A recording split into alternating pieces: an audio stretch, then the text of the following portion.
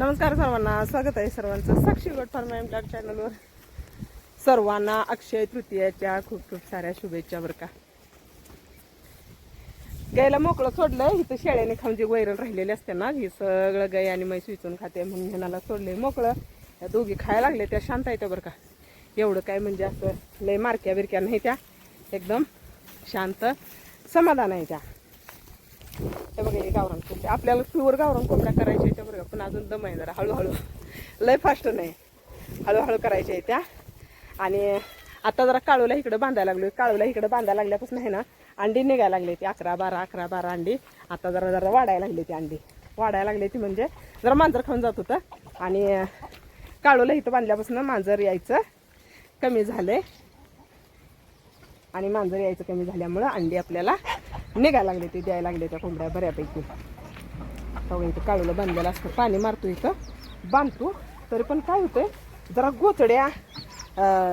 गोचड्या काळ्याला लगेच चिकटते त्या. इकडे शेळ्यांकडे गोचड्या असते ना, त्या गोचड्या लगेच चिकटते त्या. त्यामुळं काळ्याला आहे ना इथं बांधायला नको वाटतंय, दुसरं काय नाही, त्यासाठी नको वाटते. या शेळ्यांची भरली ती पोटं, सकाळपासून शेळ्या मोकळ्या असते त्या, पोटं भरली ती. आणि आज गिरायक आलं होतं बोकडाला. परवाचं बोकड आपलं 20,000ला दिले बरं का. तांबडं बोकड जे होतं ना, ते तांबडं बोकड 20,000ला दिले. आणि आता जे हे काळं बोकड आहे ना, हे बोकड त्यांनी 35पर्यंत मागितले, दिलं नाही. गेल्या वर्षी पण 32पर्यंत मागितलं होतं, दिलं नाही.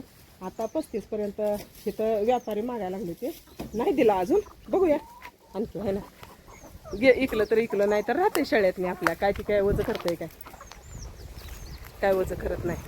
आता ही 35ला द्यायला म्हणलं तर मला वाटत नाही परवडतंय. 35ला परवडत नाही बरं का, 35ला द्यायला.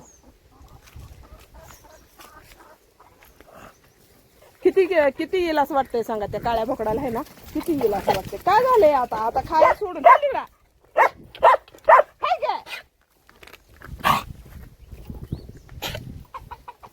गायला खाऊ देणं वैरण म्हैस मारायला लागल्या. पाऊस यायसारखं वातावरण झालंय. हो, इकडं वारं सुटलंय, आबाळ आलंय, पाऊस यायसारखं झालंय. आणि त्यामुळं आहे ना, पलीकडे थोडंसं बुसकाट राहिलंय. जे आम्ही शिल्लक ठेवलेलं बुसकाट होतं ना, ते थोडंसं राहिलंय. म्हणून म्हणलं भैयाला भर पटदिसे, म्हणजे कसं ते कागदात नाही एखादं होल असतं, पाऊस बिऊस मोठा आला आणि त्या होलातनं जर पाणी गेलं ना, थोडं बुसकाट आहे ते सगळं भिजून खराब होऊन जाते. म्हणलं ते खराब होऊन जाण्यापेक्षा भर आपल्याला म्हणजे जनावरांना इकडं पोतीवरून आणून ठेवायला होतं. या तर तांबड्या बोकड दिलं 20,000ला आणि काळं बोकड मागायला लागले 35ला. तुम्हाला काय वाटतंय सांगा, का तांबड्या बोकडाला किंमत कशी आल्या आणि काळं बोकड 35ला द्यायला परवडतंय का? मला नाही वाटत परवडतंय 35ला, कारण बोकड पण मोठा आहे बरं का. जवळजवळ 70-80 किलो वजन होईल त्याचं आहे असं. पण थांबा, तुम्हाला पाठीमागच्या कॅमेऱ्यानं दाखवते. ते बघा काळं बोकड. आणि काळं बोकड जर आता 35ला द्यायचं म्हटलं तर कसं काय परवडणार सांगा? परवडत नाही 35ला द्यायला. एवढा मोठा बोकड आहे, हे बोकड 35ला द्यायला परवडेल का? नाही परवडत. त्यामुळे देणार नाही. आपली जी बांडी शेळी आहे, बांड्या शेळीपेक्षा पण कितीतरी एक इथं बरं उंच आहे. बांड्या शेळीपेक्षा इथेला जास्त उंच आहे बोकड.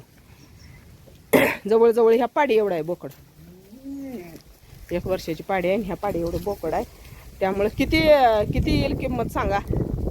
कितीपर्यंत जाईल हे बोकड?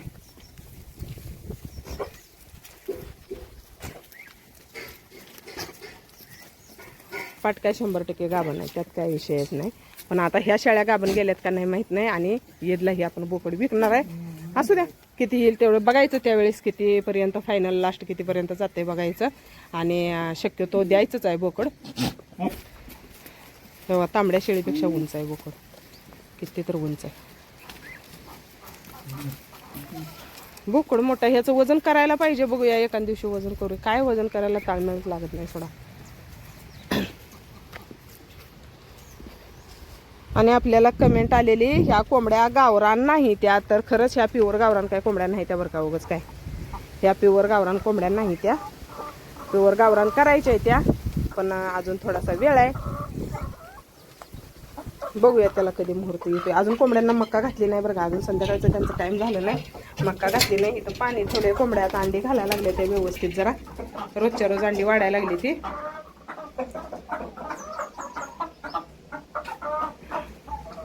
आम्हाला कोंबडं ह्यात 5-7 कोंबडं घ्यायचं इथं, पण तोपर्यंत ही उसना कोंबडा आणलाय बरं का. तिथलाच आणलाय, उसना आणलाय, आमच्यात कोंबडा अजिबात नाही. म्हणून म्हणलं चला तुमच्यातनं एक कोंबडा द्या आमचा कोंबडा आणेपर्यंत, आणि आमचा कोंबडा आल्यावर तुमचा कोंबडा घेऊन या म्हटलं. मग त्याने पण दिल्यात बरं का. तर असू द्या, आणायचं आहेत 5-7 कोंबडं आणि आणखी थोड्याशा कोंबड्या आणायच्या त्या. सुटलं बघा वार, दिसतंय काय वार सुटलेलं. असू द्या, आता येईल पाऊस. आणि व्हिडिओ कसा वाटला सांगा. सगळ्यांनी व्हिडिओला लाईक करा, शेअर करा, नवीन असणाऱ्यांनी सपोर्ट करा. काळ्या बोकडाला लास्ट किंमत किती येईल ते पण कमेंटमध्ये सांगा, कारण आपली सगळे शेळीपालक असते ते, आणि शेळीपालकांना माहीत असते कुठलं बोकाड किती किमतीपर्यंत जातं. त्यामुळं